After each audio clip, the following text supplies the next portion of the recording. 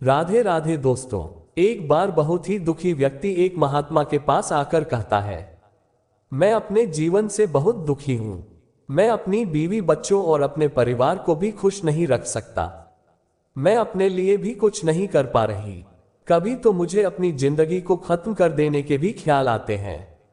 आप इतनी साधनाएं करते हैं, कितनी तपस्या करते हैं, क्या आप मुझे कोई ऐसा मार्ग बता सकते हैं जिसमें अपने बुरे वक्त बाहर आ सकूं? मेरा बहुत बुरा समय चल रहा है। 2 वक्त की रोटी का इंतजाम करना भी मेरे लिए बहुत मुश्किल हो गया है। अब आप ही बताएं कि मैं ऐसे वक्त में मैं जिंदा रहूं तो कैसे अपने परिवार को खुश रखूं।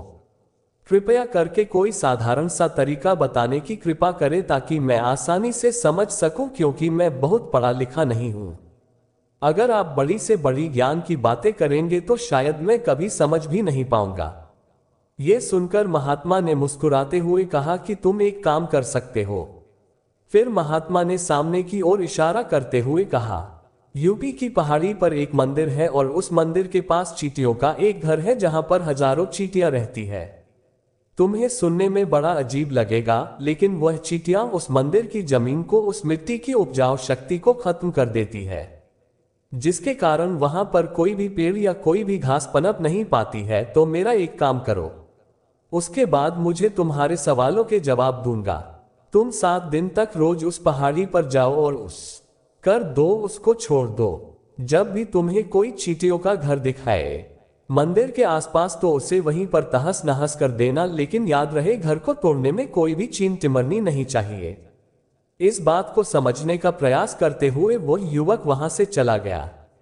शायद उसको कुछ समझ में नहीं आया था कि महात्मा जी ऐसा क्यों करवा रहे हैं, तो वह चींटियों कर रहे हैं, उनका घर तुड़वा रहे हैं, उन्हें नुकसान पहुंचा रहे हैं।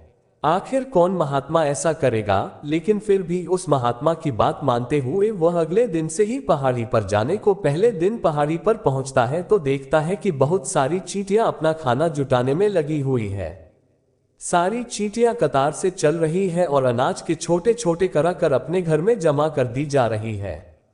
यह देखकर पहले तो उस युवक का मन कमजोर पड़ गया। उसने सोचा कि यह इतनी मेहनत करके अपना घर भर रही है और मैं इनके घर को तबाह कर ट्विन को कितना बुरा लगेगा। लेकिन फिर उसने उस महात्मा की बात याद करते हुए उस घर को तोड़ना शुरू कर दिया। जल्द ही चींटियों में हाहाकार मच गया। वह इधर उधर अभी तक जो कतार से चल रही थी, अब वह बिखर गई और इधर उधर अपनी जान बचाने के लिए भागने लगी। थोड़ी देर में घर टूट गया और सारी चींटियां इधर उधर छुपने के लिए भाग करने के बाद वह युवक दुखी मन से वापस अपने घर पर लौट आया। उसका परेशान था, दुखी था, पश्चाताप से भरा हुआ था। फिर उसने अपने बिस्तर पर रात में लेटे लेटे ही सोचा कि अब तो उन चींटियों का घर तबाह हो चुका है, अब वहां वापस जाने का क्या फायदा। घर पे सब करने के लिए महात्मा जी ने कहा था जो मैं कर चुका हूं। लेकिन फिर कुछ सोचकर अगले दिन उसने फिर से जाने का निश्चय किया और अगले दिन सुबह सुबह वापस उसी पहाड़ी पर पहुंच जाता है। गाड़ी पर पहुंचकर वह उसी जगह पर पहुंचता है जहां पर चले सुबह उसने उस घर को तहस नहस कर दिया था। लेकिन वह ये देखकर चौंक जाता है कि वीडियो ने फिर से अपना घर उसी जगह पर बना लिया था और अब वह फिर से अपने घर के लिए सामान इकट्ठा करने में जुटी हुई थी। उस आदमी को देखकर लगा कि यह चींटियां कितनी मूर्ख है। उनको पता है कि कल ही इनका घर किसी जगह पर तबाह किया गया था और उसी जगह पर उन्होंने अपना नया घर भी बना लिया, और यह सोचकर वह आदमी हंसने लगा। लेकिन फिर से महात्मा की बात याद। लेकिन वीडियो में आगे बढ़ने से पहले एक छोटी सी रिक्वेस्ट है। अगर आपने ये चैनल अभी तक सब्सक्राइब नहीं किया है तो सबसे पहले सब्सक्राइब कर ले ताकि सनातन धर्म से जुड़ी सारी जानकारियां आप तक सबसे पहले पहुंच सके। कमेंट्स बॉक्स में प्यार भरा राधे राधे लिखकर आपकी हाजिरी अवश्य दें। चलिए वीडियो करते हैं स्टार्ट। खुशियों का घर फिर से सवाल करना शुरू कर दिया। फिर से उन सीटों में हलचल मच गई और थोड़ी देर में वह चींटियां इधर उधर अपनी जान बचाने के लिए भागने लगी। कुछ ही देर में उनका घर फिर से नष्ट हो गया और वह युवक थोड़ा संतोष के भाव से कि इस बार तो मैं अच्छी तरह से उस घर को तबाह कर दिया है, अब तो वह चिड़िया यहां पर अपना घर बना ही नहीं पाएंगे। इसलिए जाने से पहले उसने उस घर पर ठंडा पानी भी डाल दिया ताकि चींटियां वहां पर अपना घर अपना कर्म पूरा करके आज रात में सोते वक्त फिर से वह युवक यही सोच रहा था कि क्या महात्मा ये सही काम करवा रहे हैं। क्या किसी का घर तबाह करना किसी सिद्ध पुरुष को शोभा देता है? अगर वह महात्मा सिद्ध पुरुष को ही ना क्या होगा, अगर वह मुझे बेवकूफ बना रहे हो। लेकिन फिर उसने निश्चय किया कि मैं अपने काम को पहले पूरा कर लेता हूं, उसके बाद ही पता चलेगा कि महात्मा मुझे पैसा क्यों करवा रहे थे, और यही सोचकर वह रात में सो जाता है। अगले दिन सुबह उठकर वह फिर से उसी पहाड़ी की ओर निकल जाता है। गाड़ी पर पहुंची जगह पर पहुंचता है जहां पर उसने उनके घर को तबाह कर दिया था, और वह ये देखकर खुश हो जाता है कि वहां पर कोई भी घर नहीं था, वहां से भाग चुकी थी। अब उसने सोचा कि अब मेरा रोज रोज आने का क्या फायदा होगा, क्योंकि चींटियां तो अपना घर बदल चुकी है और महात्मा जी ने मुझे 7 दिन आने के बाद कहा था, लेकिन आज तो तीसरा ही दिन है, बाकी 4 दिन वापस आने का क्या फायदा होगा। और यही सोचकर उसने निश्चय किया कि यहां से वह सीधा उसी महात्मा के पास जाएगा और उनको ये सारी खबर बता देगा। जब वह वापस मुड़कर उस महात्मा की कुटिया की तरफ जाने लगा, तभी अचानक उसकी नजर एक और घर पर पड़ी जो कि चींटियों का ही बनाया हुआ था। मतलब कि वह घर चींटियों नहीं बनाया था और अब नए घर में बात कर चुकी थी। यह नया घर उनके पुराने घर से थोड़ी ही दूरी पर था। पर जब उसी युवक की नजर उस पर पड़ी तो उसने सोचा कि शायद महात्मा को पता था कि यह चींटियां अपना घर यहां से बदलकर किसी दूसरी जगह पर बना लेगी, इसीलिए उन्होंने मुझे साथ देने के बाद कहा था, और यह विचार करके उनका नया घर भी तोड़ने के लिए पहुंच जाता है।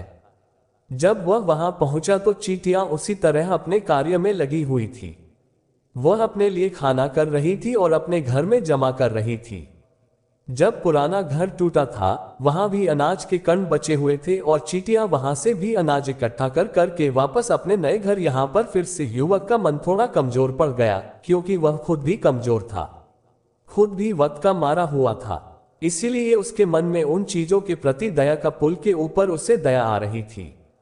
वह चाहता था कि उनकी मदद करें, लेकिन वह उल्टा उनको नुकसान पहुंचा रहा था। लेकिन उस महात्मा की बात को याद करते हुए सर को तोड़ने का निश्चय किया, और उसने इस बार बड़ी ही सावधानी के साथ बिना किसी चिमटी को कोई नुकसान पहुंचाए वह घर तबाह करना शुरू कर दिया। वक्त थोड़ा ज्यादा लगा, किसी को नुकसान न पहुंचने के कारण महात्मा ने पहले ही रखी थी, इसीलिए उसको बड़ी सावधानी के साथ उन घरों को तबाह कर रहा था। लेकिन आखिरकार उसने उस घर को भी तबाह कर दिया, और उस पर को तबाह करने के बाद भी बढ़ेगी। दुखी मन से इस बार वह पहले से भी ज्यादा दुखी था, क्योंकि उसने उनका नया घर भी तोड़ दिया था। वह चींटियों को बसने ही नहीं दे रहा था, और वह अब अपने आप को शैतान या दानव समझने लगा था।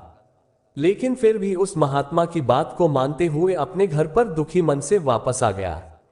रात में सोने से पहले एक बार उसने फिर से सोचा कि मैं कितना बड़ा शैतान हूं, कितना बड़ा दानव हूं। पुराना घर तो छोड़ो, मैं उन चीजों को कभी भी बचने के लिए कोई जगह ही नहीं दे रहा हूं। वह चींटियां मेरे बारे में क्या सोचती होगी, वह कितना बड़ा दानव होगा, उस परमात्मा को जो मेरे द्वारा ये काम करवा रहा है। लेकिन फिर भी उसने जाने का निश्चय किया, और अगले दिन सुबह सुबह वह फिर से वहां पर पहुंच गया।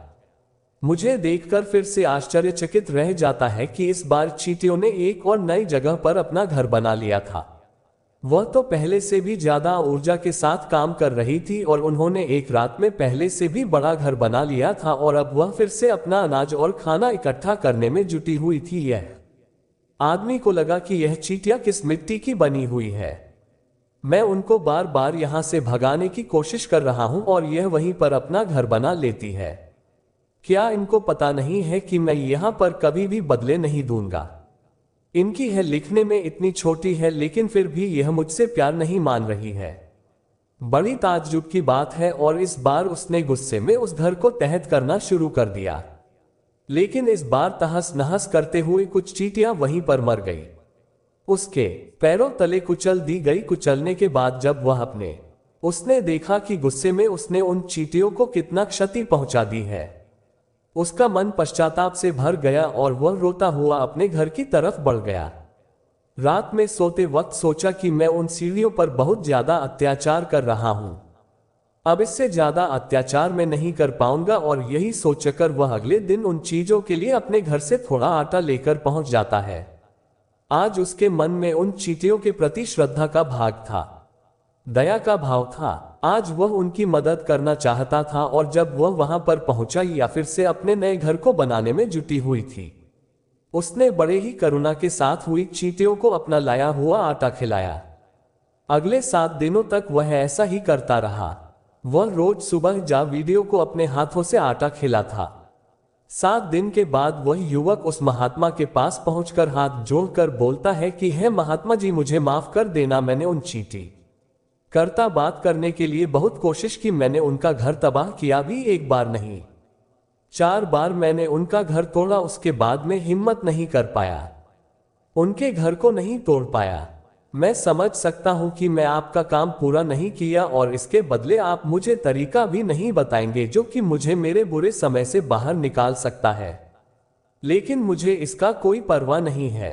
मुझे लगता है कि मैंने जो किया वो सही किया, इसलिए मैं आपसे आज्ञा लेकर वापस जा रहा हूं। कृपया मुझ वापस अपने घर जाने की आज्ञा दीजिए। ये सुनकर महात्मा ने मुस्कुराते हुए कहा कि अरे बेटा, कहाँ चल दिए, रुको तो सही, जलपान तो कर लो, थोड़ी देर ठहर जाओ। उसके बाद और यह कहकर महात्मा उस युवक के लिए पानी लेकर आते हैं। पानी पिलाने के बाद महात्मा उस युवक से पूछते हैं कि तुम मुझे ये बताओ कि आखिर तुम उन चींटियों का घर क्यों नहीं कर सके।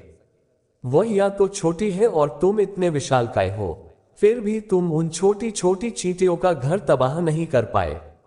कहाँ है तुम्हारी शक्ति, तुम्हारा बाहुबल? इसका जवाब देते हुए उस युवक ने कहा कि है महात्मा, मैंने उन चींटियों का घर तबाह कर दिया था, बार बार किया था। एक बार तो अपने दोस्त से मैं हूं चींटियों को भी हानि पहुंचा दी थी, लेकिन जिस दिन मैंने उनको हानि पहुंचाई उसी दिन मुझे लगा कि मैं उनको क्यों हानि पहुंचा रहा हूं, जो इनको इतनी तकलीफ दे रहा हूं, और उसी दिन से मैंने उनको क्षति पहुंचाने की वजह नुकसान पहुंचाने की करनी शुरू कर दी। ये सुनकर उस महात्मा ने कहा, यही तो सीखने की बात है। एक छोटी सी चींटी हमें जीवन का संदेश दे जाती है। मैंने तुम्हें उन चीजों का करने के लिए नहीं भेजा था, मैंने तुम्हें भेजा था कि तुम उन चीजों से कुछ सीख ले सको। तुम्हें क्या सीख मिली वीडियो से, क्या मुझे बता सकते हो? ये सुनकर उसने पूरी कहानी बयां कर दी। पूरी कहानी सुनने के बाद महात्मा ने मुस्कुराते हुए कहा, बेटा, पहली पिक्चर वीडियो से ले सकते हैं। वह ये थी कि तुमने कितनी ही बार उनके घर को तोड़ने की कोशिश की, कितनी ही बार प्रयास किया कि उनके घर तबाह हो जाए, लेकिन वह हर बार अपना नया घर बना लेती थी। उन्होंने कभी भी हार नहीं मानी। अगर वह हार मान लेती तो वह चींटियां तुम्हें वहां पर नहीं मिलती। जीवन कार्यशीलता का नाम है, लेकिन हम 1-2 बार और मिलने पर ही टूट जाते हैं, कहां खो जाते हैं और फिर जीवन में प्रयास ही नहीं करते। और कुछ लोग तो अपनी जिंदगी को खत्म करने को उतारू हो जाते हैं, लेकिन जानवरों अपना जीवन खुद से कभी खत्म कर ही नहीं सकते हैं। तुमने कभी नहीं सुना होगा कि किसी जानवर ने आत्महत्या कर ली, चाहे वह जानवर कितना भी भूखा क्यों, दुखी क्यों न हो, लेकिन अपने जीवन के लिए हमेशा संघर्ष करता रहता है। गरुड़ पुराण कथा, रामायण, गीता और महाभारत की कई रोचक कहानियां जो हम आपको बताते रहे गए। धन्यवाद आप सभी का दोस्तों।